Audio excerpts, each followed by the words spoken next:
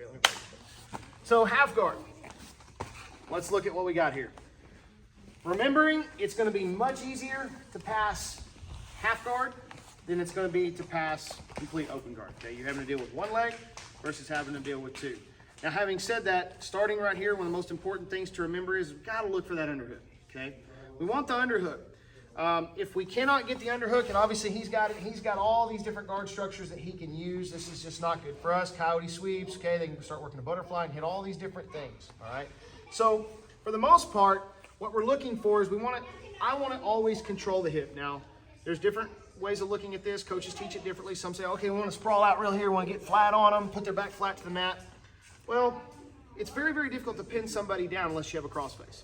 Even with the underhook, it's hard to hold them down. They can still move. Okay, so one of the things that I do the most is, especially Nogi, is I'm going to kind of cup my hand over the high side of the hip, and I'm going to put my hand right in here and kind of go right along his thigh. Or as I get into half guard, I go ahead and I drop my hand, my forearm, right across the inside of his high side hip. Okay, now backing out, just so you guys see what I'm talking about here, we start working some of this open guard, and we start working a little bit of this shin to shin here. You're going to see that I make heavy use of this control right here. Meaning I'm going to be putting shin to shin, collapsing his guard in, and then I put my hand in here. Now, once I get into the half guard and I manage to penetrate enough, I still like to run this hand high on this hip, okay?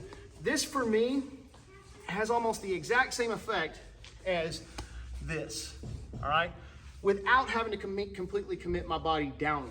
One of the problems with committing with my body completely downward, well, it limits my movement too. He can do all kinds of things. So when I come in here and I commit to this high side hip, now I can start to work him flat.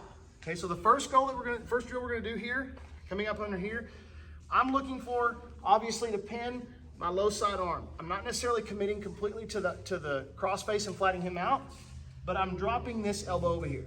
Okay, if you want to step around here, see this? So as I go over, I'm doing two of the same things. I'm kind of doing this monkey grip. One here, one here. Now this does a couple things here. This pins his arm down from reaching up underneath my leg and trying to get deep into like a deep guard structure, okay? Deep half, whatever. He can't get in here. Okay, now he also can't get in high on the hip. So the first thing I'm gonna do here is I'm gonna circle around, okay?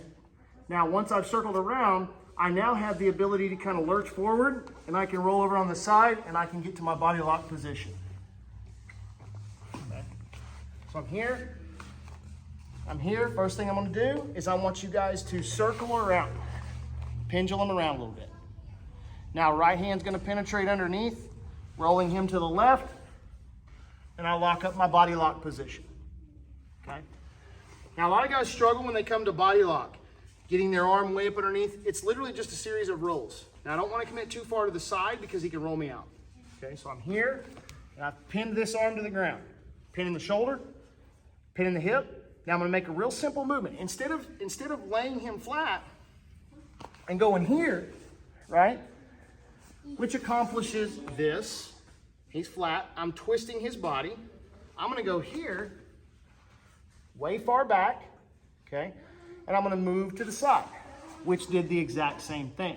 Now, I'm squared up with him and I can work into this. I can also go into the lazy boy pass, which will be next. Okay, so from right here, now I can penetrate this hand far up underneath the back, rock him slightly to the right, chain grip my hands. Now my head comes the other side.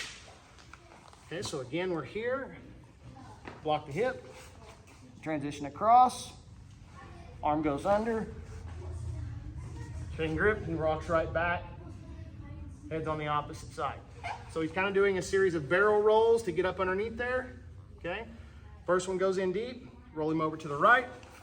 My right knee touches the ground so he can't take me all the way over. Lock my chain grip. Now my head transitions to the opposite side. Let's get it. 1, 2, 3.